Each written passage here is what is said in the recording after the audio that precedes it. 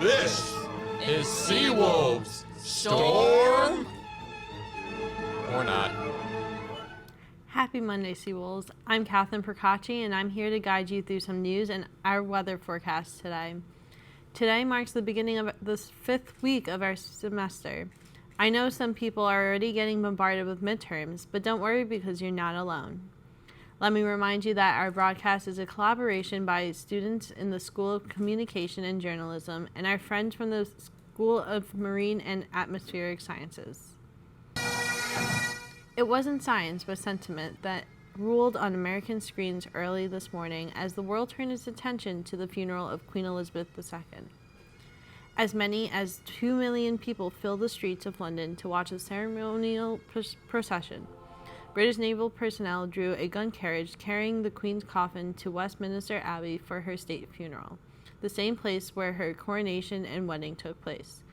Her son, now King Charles III, led the services. The royal family and more than 2,000 guests filled the old church to honor the late monarch who died at age 96. Queen Elizabeth planned her own funeral down to the smallest detail. After the funeral, the ceremony continued.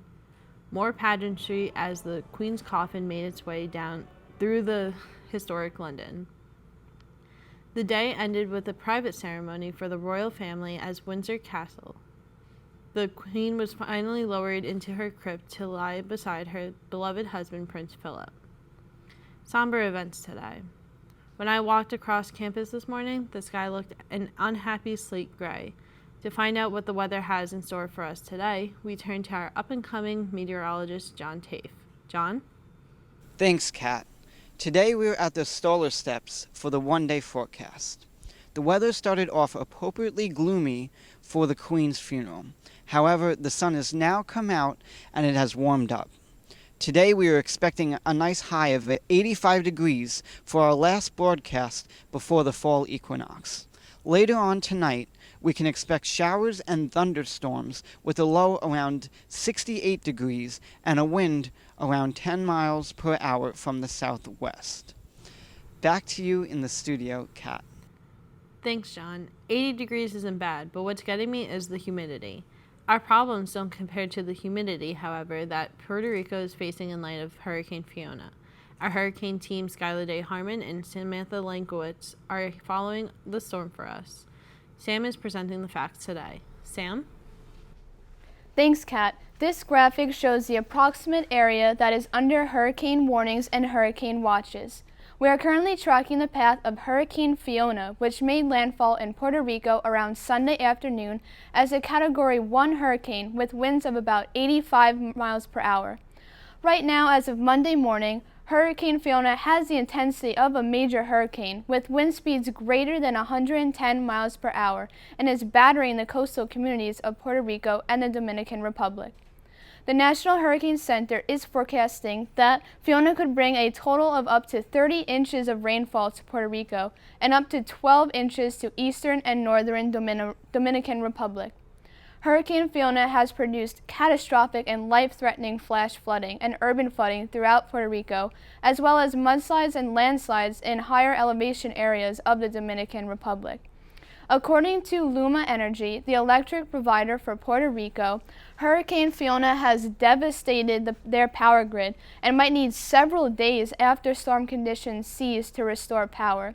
This map shows the counties in Puerto Rico that are out of power, and currently more than 1.3 million customers remain in the dark, as most of the island is in the dark still. How is it going to impact us here in New York? While we aren't in the direct path of Hurricane Fiona, we are going to feel some of the effects. As of 4 a.m. Eastern Daylight Time, the National Weather Service has issued a hazardous weather outlook for us in southeast New York. We're looking at a high rip current risk throughout today and tonight. This should dissipate over the next 48 hours.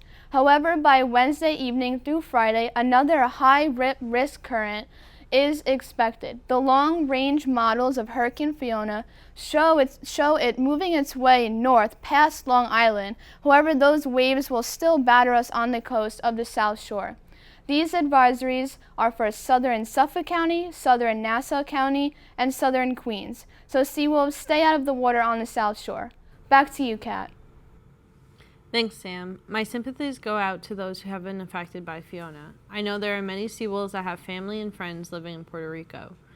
We're making an effort on updating you on where to send support to help victims of this hurricane.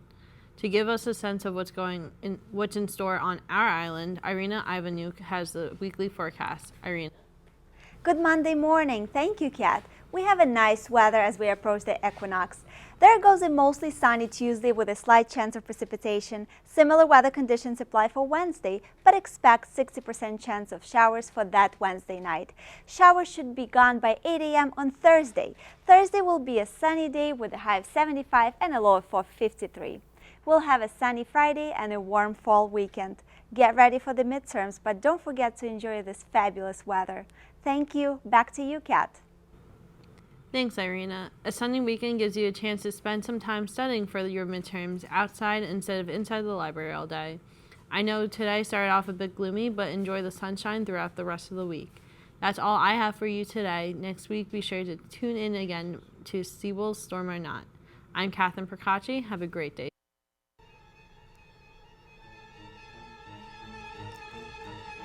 This is Seawolves, Storm or Not.